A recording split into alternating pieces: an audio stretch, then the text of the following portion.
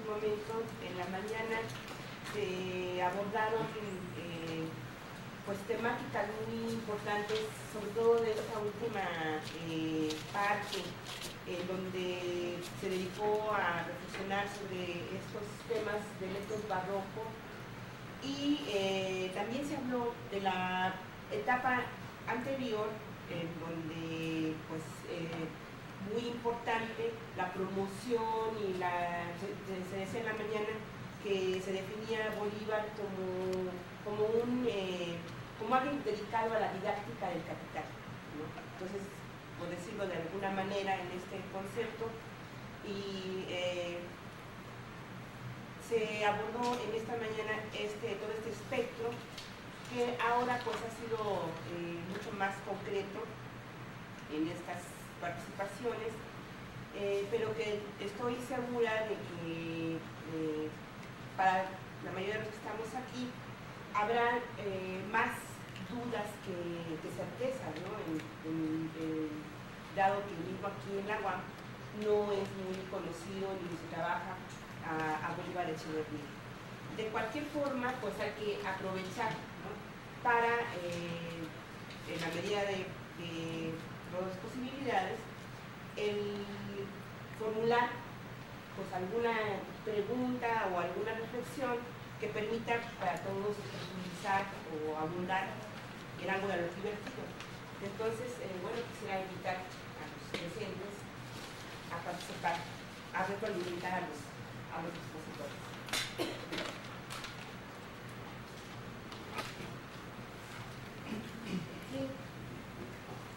Sí, buenas tardes. Mi nombre es Eladio Reséndiz. Yo soy el docente aquí en la Universidad UAM Xochimilco y también soy egresado de la UAM Xochimilco. Y estuve muchos años ausente de México y estoy regresando apenas y, entre otras cosas, pues yo estuve viviendo en Alemania y el tema de Walter Benjamin y la escuela de Frankfurt y todo esto, efectivamente en los tiempos que yo estudiaba acá era así como que marginal, ¿no? Bueno, de ahí una curiosidad que yo tengo ¿es Echeverría mexicano o es chileno? Ecuatoriano. Eso es una cosa que me faltó siempre, nunca supe esto. Y hoy cuando empezamos a hablar de él, así como si lo conociéramos de ayer, tampoco nadie dijo nada, ¿no? Entonces tal vez yo pensé es mi ignorancia por tanto tiempo fuera del país, pero parece que como se nos hace un implícito saber que decimos el nombre de alguien y ya con eso sabemos todo de él. Entonces, didácticamente, parece que es interesante que nos acordemos que el señor viene de Ecuador, un país chiquito y con muchos problemas, y capaz de darse lumbreras de este tamaño para el pensamiento latinoamericano.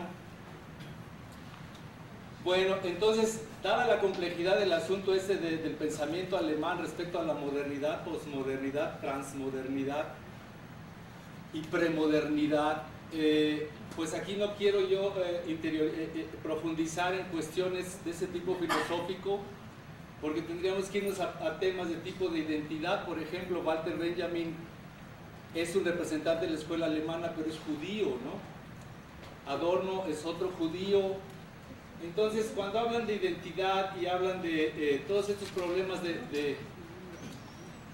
pues de la blanquitud, y luego el ejemplo de los nazis, y lo que el doctor Gili mencionaba, que es un ataque contra los europeos, porque aparentemente esto siempre había sido contra los no europeos. Bueno, los judíos se dividen en dos familias, ¿no?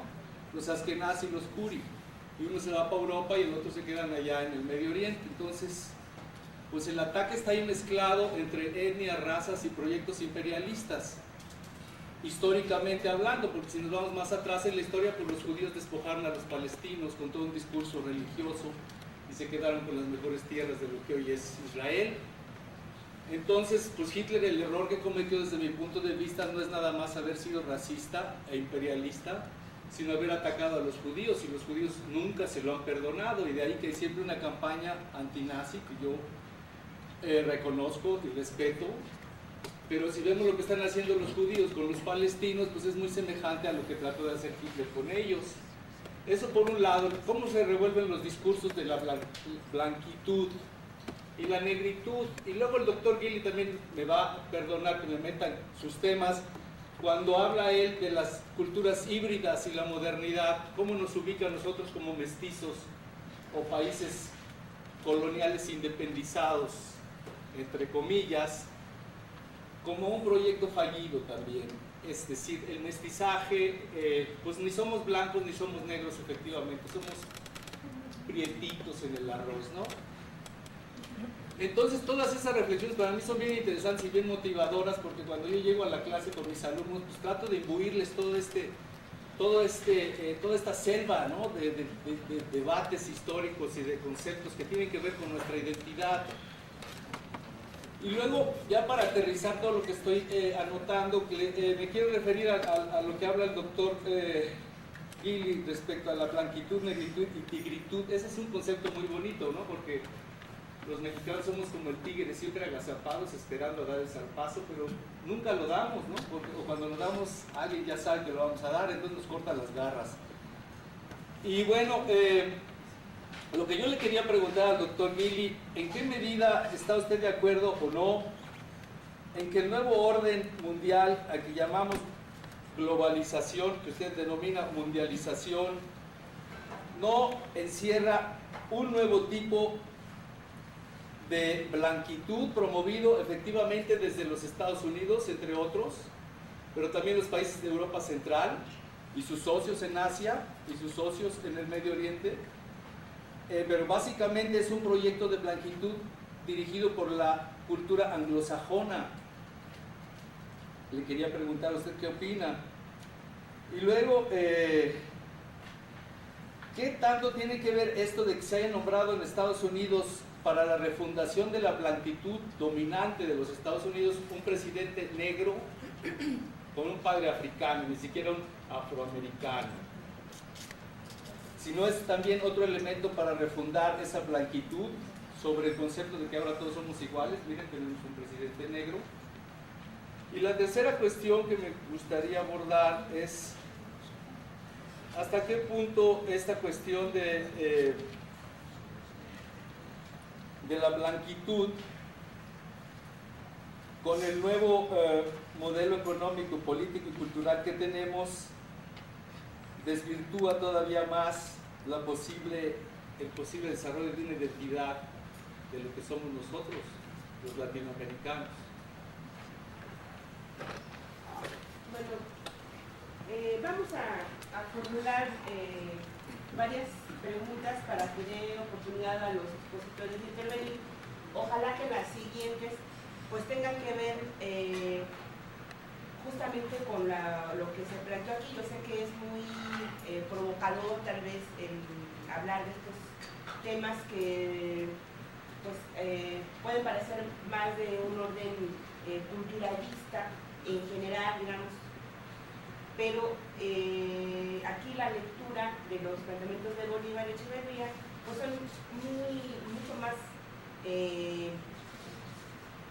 refinados, tal vez más complejos también en sus planteamientos, y pues la idea es aprovechar para profundizar en estos planteamientos, ¿no? Entonces, ¿quién más quisiera participar? Haciendo esta reflexión, ¿no? Me cansa cuando usted, doctor Gili, habla del tigre.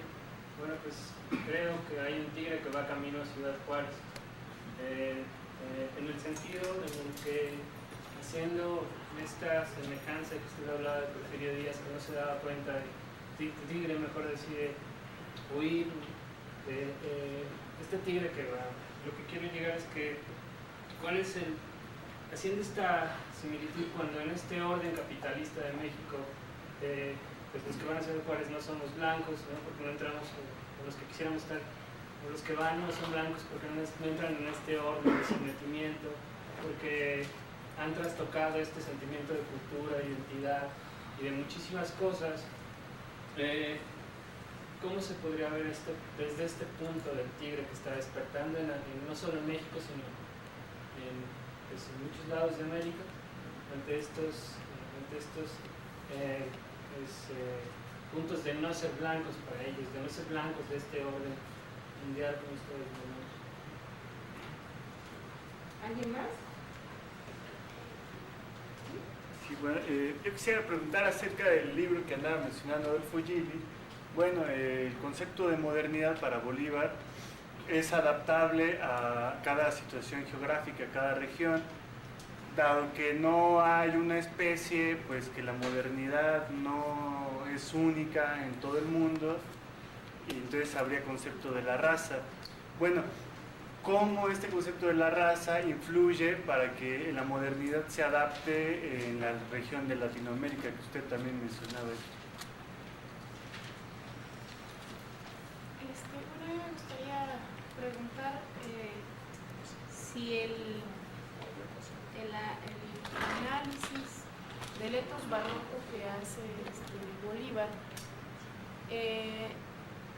toca solamente a las culturas originarias o también otra vez. Sí. Me gustaría saber si el análisis que hace Bolívar sobre el etos barroco toca más allá de las culturas originarias, la andina, todas estas culturas en donde se nota la resistencia, nos toca también a nosotros como mestizos.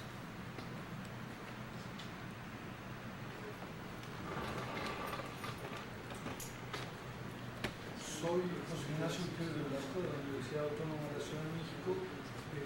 Vengo, sí, y me da mucho gusto oír lo expresado aquí sobre el etos barroco, que además la Facultad de Economía de la UNAM tiene una actividad que va a ser Economía y Cultura, que parece que es totalmente al margen del trabajo que desarrolló Bolívar Echeverría sobre el etos. Entonces, esto me resulta muy enriquecedor saber si van a participar en este foro sobre economía y cultura que organiza la Facultad de Economía. En la Facultad de Economía de la UNAM. De la UNAM. En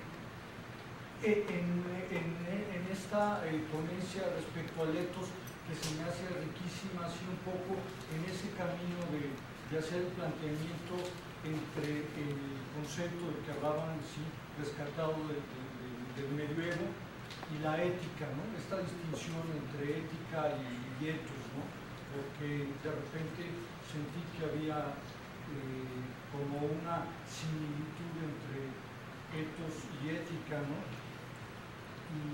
Y que me parece riquísimo que esté Stefan Gandler aquí también. No sé si estuvo en la mañana. De hecho, hay un libro maravilloso de Stefan Gandler, sí, a donde rescata tanto la posición de Adolfo Sánchez Vázquez como de Bolívar Echeverría como críticos del marxismo y particularmente alemán, y un segundo libro en el siglo XXI, Fragmentos de Frankfurt, a donde afirma que la epistemología de la Universidad de Frankfurt ya no tiene capacidad de la crítica que tiene el espíritu latinoamericano, ¿no? Eso me parece bien interesante, así como un acercamiento, pero me gustaría un poco conocer, ¿sí?, sobre esta distinción etos-ética, ¿sí?, y también sobre el planteamiento de la blanquitud. La blanquitud sería también un etos barroco. Bueno, pues me parece que es materia para trabajar.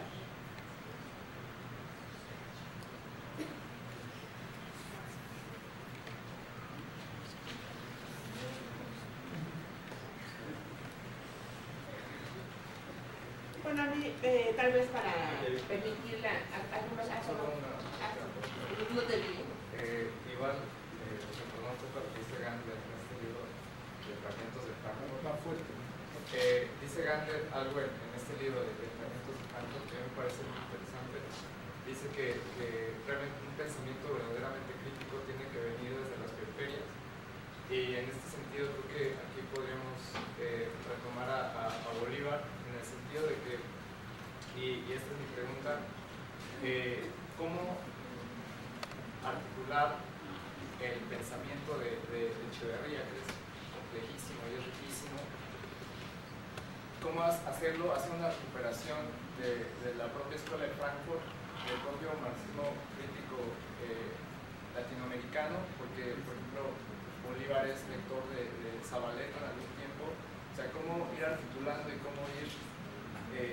construyendo un discurso utópico, ¿no?, que resista hoy a una modernidad y que precisamente trascienda esta modernidad que está cada vez más decaída, ¿no? O sea, ¿cuál podría ser un ejercicio de implicación del discurso crítico de Bolívar con el discurso del marxismo occidental, por llamarlo de algún modo, y el discurso crítico latinoamericano? Precisamente en un proyecto que planteé, y aquí sería bueno mencionar que planteamos desde la realidad en México, trascender precisamente la realidad que hoy estamos viviendo. Bueno, pues yo les propongo pues que cambiemos el orden de las participaciones y que ahora pues comencemos exactamente al revés, ¿no? Primero Araceli, después bueno, que vengan de allá para acá, ¿no? Araceli, Rina y al último Adolfo. Bueno, pues yo voy a comentar algo así como de las que, es que creo que las preguntas iban más orientadas sobre todo a Adolfo y luego bueno, lo de el etos a Rina, pero bueno, puedo mencionar algunas cosas. En cuanto a este concepto de modernidad, yo creo que aquí es muy importante hacer una diferencia que marca Bolívar Echeverría entre lo que entiende por la modernidad como época o periodo histórico, que dependiendo en qué aspecto, si el económico, si el técnico, pongamos acento, lo podemos ubicar en distintos momentos. Por ejemplo, si pensamos en el capitalismo en su etapa mercantil, Bolívar nos hablará más o menos del siglo XVI, cuando nos habla de la modernidad. Cuando pone una mayor atención en el carácter técnico, en lo que él le llama la neotécnica, se va a ubicar en el siglo XII con esta revolución técnica que permite otras formas de cultivo, en fin.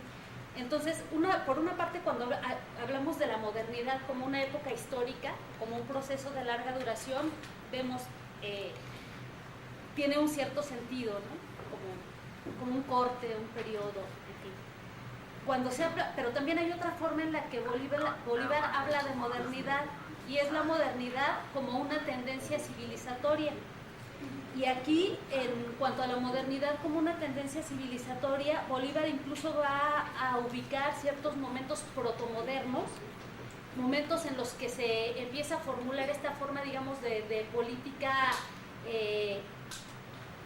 que rompe con la magia, que rompe con el mito, que rompe con la religiosidad y con las formas arcaicas, como forma de vida. Y por ejemplo, en estos momentos, digamos, protomodernos o de ciertas tendencias a la modernidad que aparecen incluso en épocas históricas antiguas, como en la Grecia clásica, pues podemos ubicarlo, por ejemplo, en el mito de Prometeo, que es ya una tendencia protomoderna. Y bueno, esto yo creo que es importante, distinguir la modernidad como un periodo histórico a distinguir la modernidad como una tendencia o un impulso civilizatorio. Por otra parte, cuando hablaban de los ET y en particular del etos barroco, en la mesa de la mañana se mencionó algo que yo creo que es muy importante, que Bolívar trabaja esta idea de los ET, pues de una manera similar a como hace Weber con los tipos ideales. O sea, cuando pensamos en los ET así, los 4 ET, eso no quiere decir que, por ejemplo, en la cultura latinoamericana nada más tenga lugar el etos barroco, sino que hay, si ya nos ponemos a hacer un análisis particular de una realidad o de una situación o de un problema histórico, pues entonces tenemos que ver que ahí se encuentran, digamos, en lucha, en disputa, en esa forma de concretarse, diría Bolívar, de manera evanescente, en la que están confluyendo estas diferentes formas de ET, que cuando los pensamos en un estado puro, pues son algo así como tipos ideales, y que al concretarse históricamente ya se concretan en una forma de ser activa en la que pueden confluir dos o más formas de los ET. Bueno, finalmente, en cuanto a cómo plantear un discurso utópico en el pensamiento de Bolívar Echeverría, bueno, pues yo creo que una perspectiva crítica utópica, pero de utopía concreta, o sea, de empezar por desarticular o por desmontar o por deconstruir el discurso y la forma de las relaciones dadas en la sociedad capitalista, pues este discurso utópico es necesario, simplemente es necesario para poder vislumbrar una modernidad alternativa. Si no tenemos un descentramiento utópico, pues entonces de alguna manera nuestra mirada es aquiescente, está en conformidad con lo dado. Es necesario esta fuga, esta salida, esta perspectiva utópica que logra anticipar las potencialidades y las posibilidades negadas, contenidas en, por ejemplo, de la modernidad por el capitalismo. Y esto solamente es posible desde una perspectiva utópica. Solo desde ahí se puede vislumbrar una modernidad alternativa, desde mi punto de vista. Pero bueno, eso es creo que lo que yo podría decir de las preguntas que se hacen. Bueno, breve, etos y éticas no tienen nada que ver. Mientras la ética, por lo menos desde el mundo antiguo, tiene que ver más bien con la filosofía práctica, el conocimiento que tiene que ver sobre las acciones humanas. El ethos, que es un término también griego, tendría que ver más con modos de ser configurados en la costumbre, en el hábito, en el uso, modos de ser de los pueblos en el mundo. Aunque digamos, lo que traté de explicar es por qué Bolívar, para hablar de la dimensión práctica, cultural de la vida social, recupera ethos. Lo recupera justamente porque en el término griego original la riqueza semántica del término no alude a una condición pasiva, sino a una presencia también activa del ser humano en el mundo. Le permite justamente a Bolívar, que es un crítico de las nociones sustancialistas de la cultura, es decir, entender la cultura como identidad, como folclore, como el pueblo mexicano así es, o los argentinos así son, justo para evitar estas nociones habituales de la cultura. Bolívar recupera la categoría de ethos, la relabora, incorporando también a la noción de mundo de la vida, de la fenomenología, para hablar justamente cuando habla del ethos, de lo que está hablando es de un modo de vivir. Él le llama el hecho capitalista, la realidad del capital, y esos modos de vivir se configuran en la historia y se configuran, no están dados de antemano. Entonces, esa sería básicamente la diferencia entre ética y ethos. Ahora, efectivamente, lo que decía Araceli me parece pertinente. Está hablando de una suerte de tipos ideales, pero lo que sí es cierto es que para hablar de la modernidad latinoamericana utiliza la categoría de ethos barroco. ¿Cómo se entiende lo de ethos barroco? Yo creo que su punto de contraposición es básicamente con el ethos puritano, ¿no? Este ethos que se refleja en términos de la blanquitud, ¿no? ¿En qué consistiría el ethos barroco? Es una... Aguas aquí, Julia. El ethos barroco no se circunscribe a las comunidades originarias. Lo que explica Bolívar es el origen histórico de esta configuración del mundo de la vida, que tiene que ver con lo que él ubica como un gran drama histórico, que es el del siglo XVII en América Latina después de la conquista, de cómo se va configurando una forma específica de la modernidad que tiene que incorporar los códigos de la civilización vencida, ¿no? Es decir, hay una especie de empate de fuerzas. Ni el código vencedor puede imponerse sobre tabla rasa, ni el código vencido, para sobrevivir, tiene que adaptarse, digamos, al código vencedor, ¿no? Entonces, otra cuestión, cuando Bolívar habla de mestizaje, incluso habla de mestizaje cultural.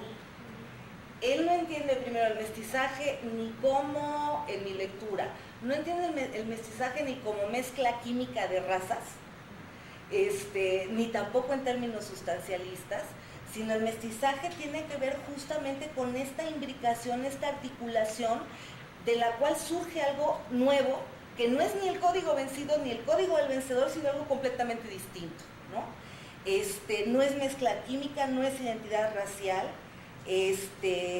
Entonces, cuando habla del etos barroco, no se está refiriendo solamente a las comunidades indígenas, se está refiriendo a una configuración histórica de la modernidad en América Latina, particularmente en la amplia zona, digamos, mesoamericana, andina. Argentina es otra cosa, pero son modos de vivir.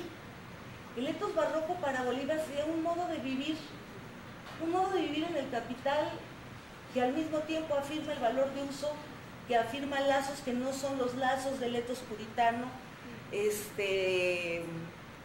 que afirma que contempla una relación sagrada con la naturaleza que no es la relación instrumentalista del etos puritano.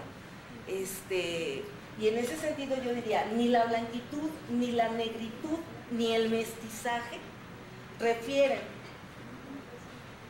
ni a identidades biológicas, lo cita Adolfo al principio de su texto, ni refiere a identidades biológicas, y el mestizaje tampoco tendría que ver con una mezcla de razas, ¿no? Que yo creo que un poco es, creo, la confusión del profesor de la UAM que habló al principio, ¿no? Pues eso es lo que yo tendría que decir.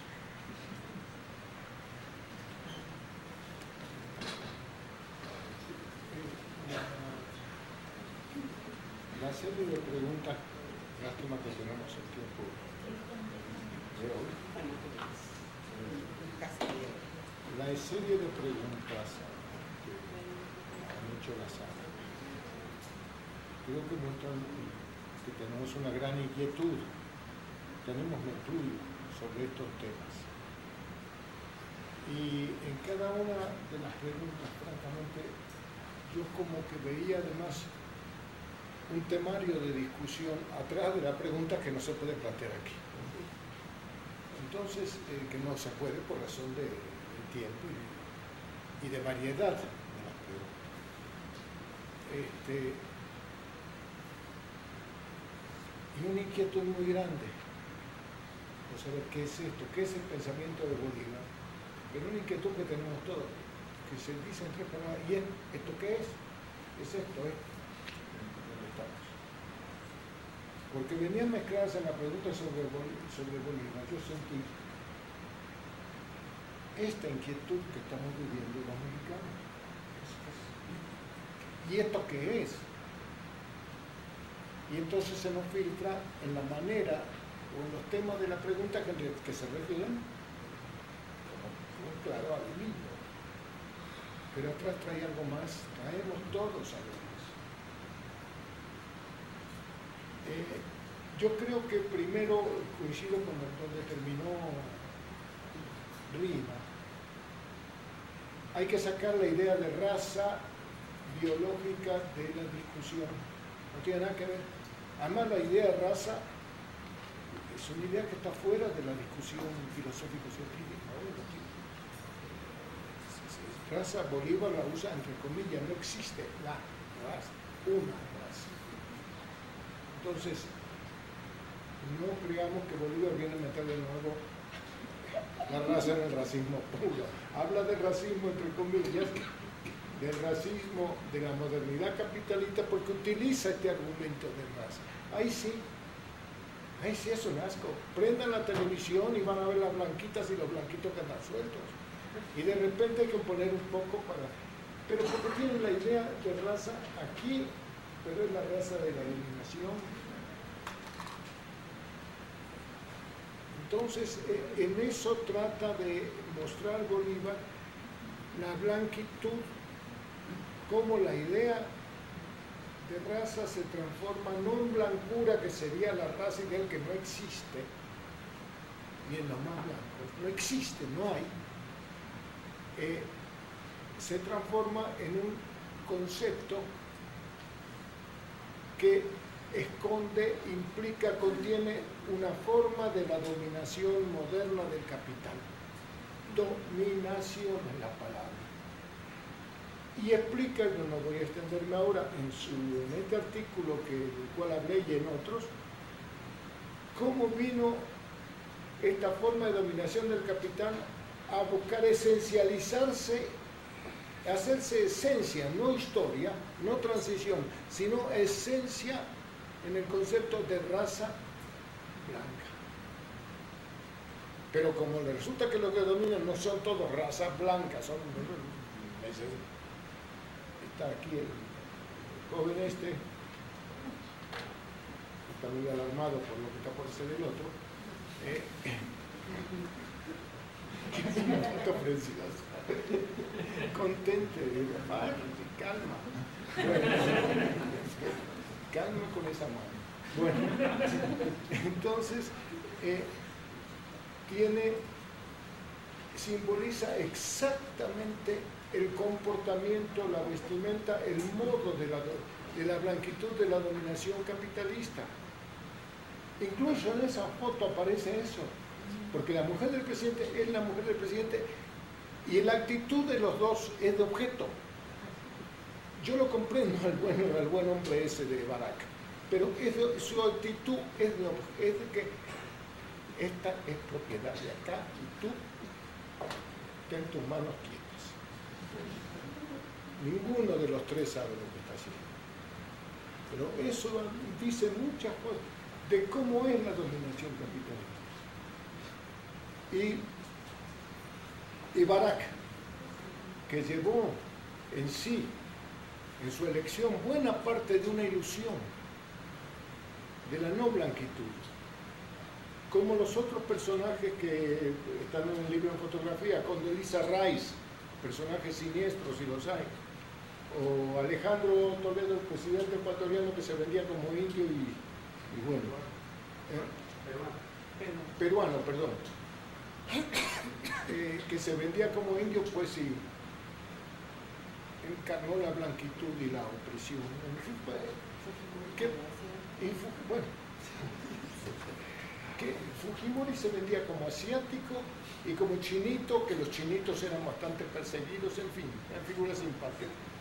Pero esto, vuelvo a la blanquitud y la blancura. Me preguntó alguien o mencionó a alguien a Obama y esta figura.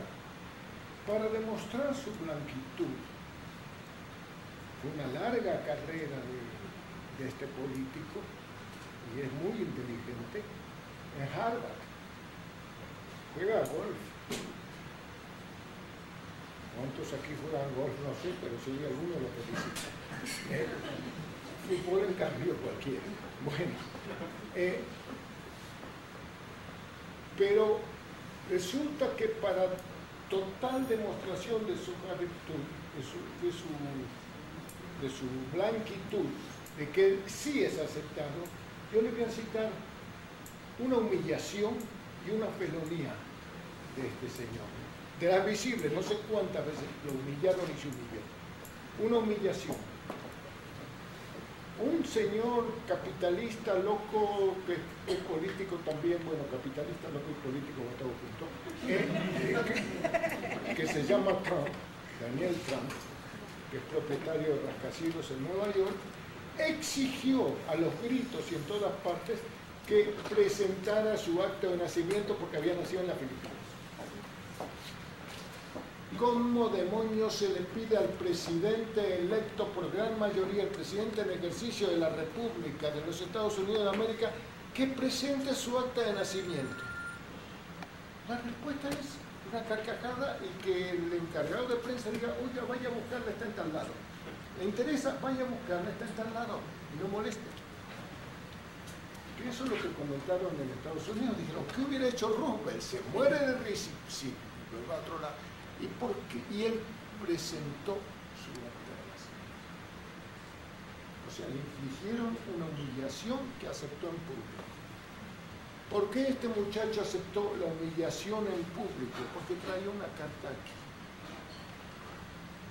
A los pocos días agarró Obama y lo mató. No lo agarró prisionero, lo mató. A mí me importa muy poco lo que le pase o le haya pasado a Obama. A Obama no, me equivoqué, a Osama. Perdón, pero desde este hecho hago el mismo lapsus todo el tiempo. En casa me corrigen todo el tiempo. Agarró a Osama, a Bin Laden, vamos a decir, y lo mató. Cuando había que agarrarlo prisionero por ley de guerra o por cualquier otra ley de la civilización, de las diversas civilizaciones humanas. Lo mató. Matar a un prisionero tiene muchos nombres, pero se llama felonía. El que está prisionero, está prisionero. Después le preguntan lo que quieran, pero no está prisionero. No, lo mandó a matar y tiró el cadáver al mar. Entonces, esto, claro, alguien me va a contestar, bueno, peor hizo Bin Laden. El problema no es si peor hizo Bin Laden. El problema no es si Hitler mandó y mató 7 millones de judíos. El problema es que si lo agarras vivo, respetas sus derechos, lo juzgas y entonces sí, se toma. Un prisionero no se mata. Ahora, todo el mundo mata prisioneros, todos mismos están matando. Pero un prisionero no se mata. Bueno, este señor hizo esto, creo yo, la felonía para mostrar yo soy de los nuestros. Y ganó un gran apoyo y salieron a festejar. Yo puedo comprender por qué festejaban después de la atrocidad de la Torre Gemela, pero no puedo, tengo que pensar por qué un presidente de los Estados Unidos de América. Mi opinión es que, entre otras razones, él tiene que legitimarse. Y legitimarse más que Clinton, que es blanco, o que el cowboy fracasado, como se llamaba Reagan, o que Bush, porque todos esos son blancos. ¿En qué términos se legitima? Entonces, no es raza, es mostrar yo soy de los de ustedes, nosotros somos. Yo estoy en este círculo de la forma de la modernidad capitalista de la dominación que Bolívar denomina blanquitud. Creo que es él el que ha patentado, ha inventado el término. Y lo explica, yo les propongo leerlo y lo explica largamente. Lo explica largamente porque está introduciendo un concepto novedoso para explicar una forma específica de la dominación. Y nos explica a nosotros muchas cosas. Yo no creo, creo que este es uno de los temas. Y creo que en la exposición que hizo Rina y también en la de Araceli sobre el etos barroco y la forma del etos en nuestros países latinoamericanos, se encuentra el paralelo, digamos, un diálogo en el concepto de etos barroco, un diálogo con el concepto de blanquitud. Hay un diálogo. Bolívar desarrolló, yo quiero incitarlos a leer a Bolívar y después no se enojen si lo leen porque es dificilísimo. Pero hay que hacer un esfuerzo difícil y hay que empezar por algunas cosas. Yo aconsejo valor de uso y utopía, por ejemplo. Pero hay un diálogo entre sus conceptos y va acuñando conceptos, va creando, que es un diálogo de conceptos con la realidad que él vive y una realidad que va cambiando y que por un lado anuncia la catástrofe, 3 bombas atómicas y se acabó el cuento porque empiezan a callar por todos lados, y por otro lado anuncia un porvenir abierto a todas las posibilidades, como es el hecho de que tengamos computadoras, internet y tengamos todo lo que tengamos. Entonces está anunciando esto. Yo creo que hay que para meterse en el pensamiento de Bolívar hay que ver primero que es un hombre del siglo XX. Se nos fue Bolívar ahora, pero su pensamiento, su ethos y su ética son hechos en la tragedia, en las luchas, en las promesas cumplidas y no cumplidas del siglo XX. Por eso me preocupé de ligarlo con el otro movimiento que es del siglo XX, la negritud. Y además por la similitud, además es cierto, la negritud, que es una ideología, un pensamiento de rebelión, que intenta menos comprender filosóficamente la relación que explicar la rebelión. Por eso el otro le contesta, mira, hay que saltar, no explicar tanto, como es el tigre, este otro. Entonces, este es un pensamiento, el de Bolívar es un pensamiento también del siglo XX, pero ojo, es del siglo XX, pero Bolívar entra al siglo XXI. Desde fin del siglo XX y todos los 10 años de este siglo nuevo, este siglo de ustedes más bien, en todos esos 10 años estuvo pensando y pensando, por eso yo aprecio mucho este libro, que es el producto reciente de su pensamiento. Ahora, yo prestaría atención a lo que dice sin... Miren, el problema es cómo traducimos nuestro pensamiento al pensamiento de aquel del cual estamos leyendo. Y no cómo traducimos aquel que estamos leyendo al pensamiento nuestro. Porque entonces lo traducimos y ya nos quedamos tranquilos. Ah, esto quiere decir esto. Y yo ya sabía o que yo pensaba. No, esto es algo, en este aspecto dice 3, 4, no sé cuántas, dice estas cosas nuevas. Tienen relación con las que ya sabemos, si no, no podemos entrar en ellas, pero no son. Si no hacemos un proceso reductivo que es muy común, nos pasa en nuestros cursos, que escucha así, es un esfuerzo para traducirlo a sus términos, esfuerzo comprensible y a veces útil, pero si solo es para traducirlo a los propios términos, en los propios términos nos quedamos. Una vez que lo traducimos a nuestro propio término para firmar los pies, bueno, pero además de esto, ¿qué más está diciendo? Que no lo habíamos pensado, que no está en el universo, que no está siquiera en el universo conceptual que nosotros dominamos, porque hay una ampliación, una reafirmación del universo conceptual nuestro, digamos, por eso podemos llegar, pero hay una ampliación de ese universo conceptual en lo que está haciendo Bolívar, no en otros autores que son muy valiosos, pero que hacen otra tarea. Y yo les incito a tomarlo así. A veces, presidente negro, en ese sentido, yo estoy de acuerdo, no voy a poner con lo que dijo, repetir lo que dijo Rina, particularmente en su presentación sobre la identidad barroca. Esta idea de identidad barroca, algunos la tenemos, la hemos leído mucho, a mí me costó. ¿Qué estaba diciendo? Y sí, me fue enriqueciendo, como que me fue aceitando el pensamiento para ver por qué diablos una iglesia mexicana es como es. Tomar el ejemplo más claro de barroquismo. O por qué el lenguaje que usamos da vueltas, dice permisitos, ahorita. A ver quién que no sea de este país es capaz de hacer diferencia entre qué quiere decir ahora y ahorita. Todos acá sabemos, ¿eh?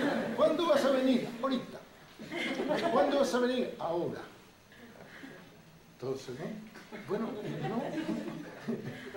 Incluso por la forma del lenguaje parecería que ahorita es más inmediato. Bueno, eso es lo que quiere decir. Más apapachados, pero no más inmediatos. Cuídate de cuando te apapachan. Entonces, eso es lo que yo veo en un término de lenguaje, decía Rina, por lo barroco, porque es darle vuelta al sentido real, pero todos sabemos.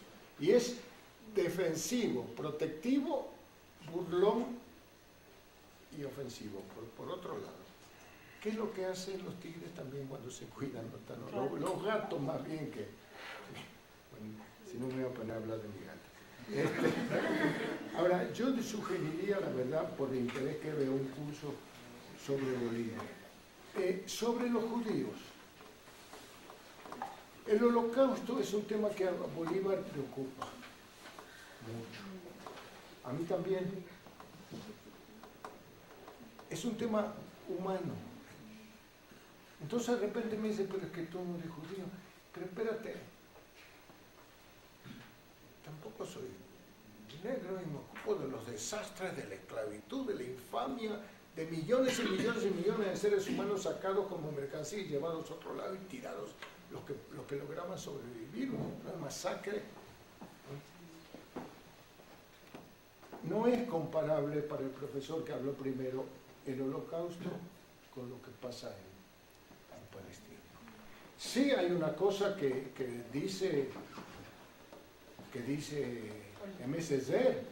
En esta civilización, cada uno de ustedes que la acepta, no se dan cuenta que está habitado por un Hitler. Quiere decir, está habitado por una voluntad de violencia exterminadora. Eso es otro cuento. Pero estar habitado por un Hitler no quiere decir que usted es igual que Hitler. Porque el holocausto fue en 2 años y medio, pongamos 3, el exterminio planificado con la más elevada técnica moderna de esa época de 7 millones de seres humanos.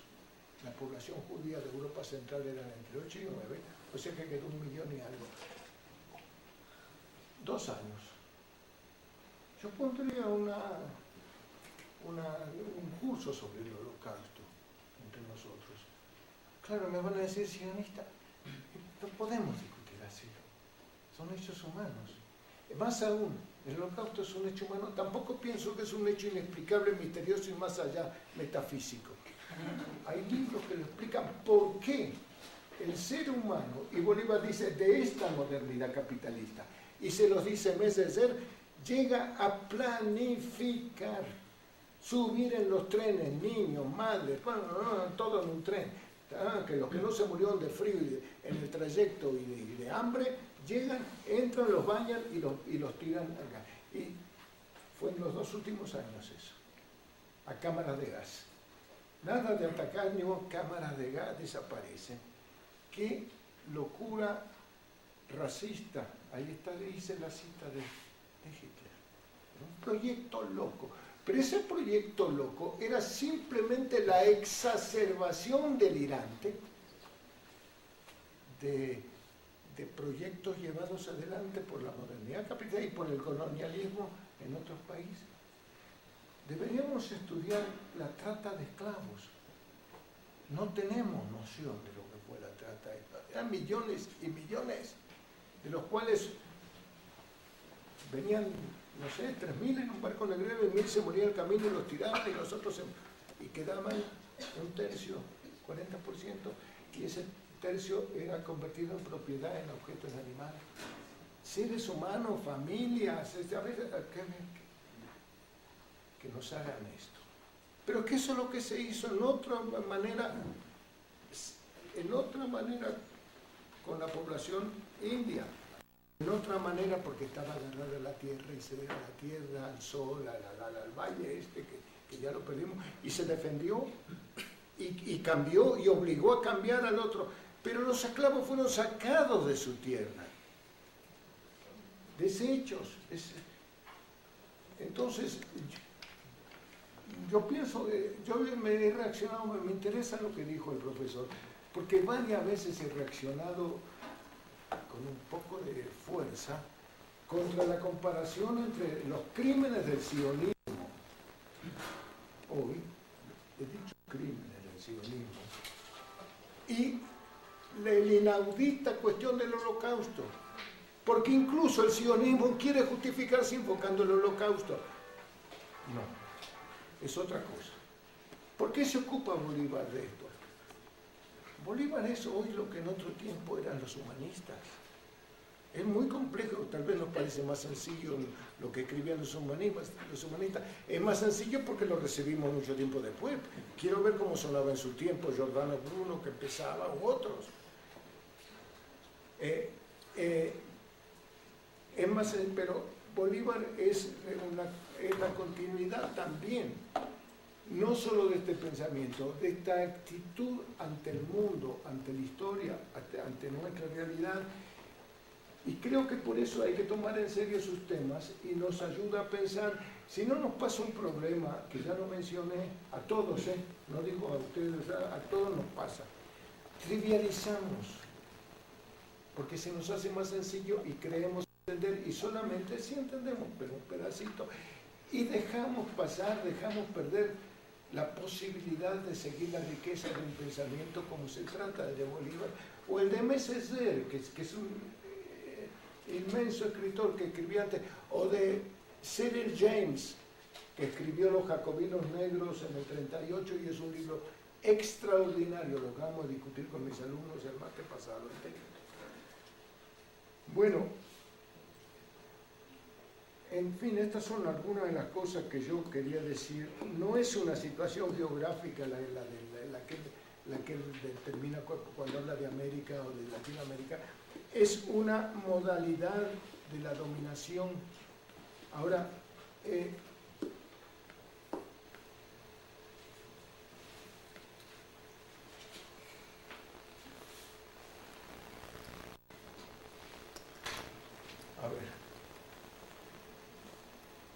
tenemos el pensamiento, y alguien lo dijo acá, pero tal vez no con el sentido que yo le doy, decir, bueno, esto es, pero aquello es otra cosa. Lo que pasa allá es otra cosa. Lo que pasa en Siria es otra cosa. O España, que está sublevada, se andan como el 68, aquí vaya a saber qué, o como la huelga estudiantil. Es otra, bueno, pero eso es otra cosa. Es que ya no hay otra cosa en este mundo. Es que el narcotráfico es parte de este mundo que ocurre en México y en Colombia, en Guatemala, en Centroamérica, pero es parte de este mundo. Esa forma del capital que consiste en actuar fuera de toda ley, con la complicidad de buena parte de aquellos que representan la ley. Esa forma atroz del capital que hasta Ernesto Zedillo está tratando de reaccionar contra eso.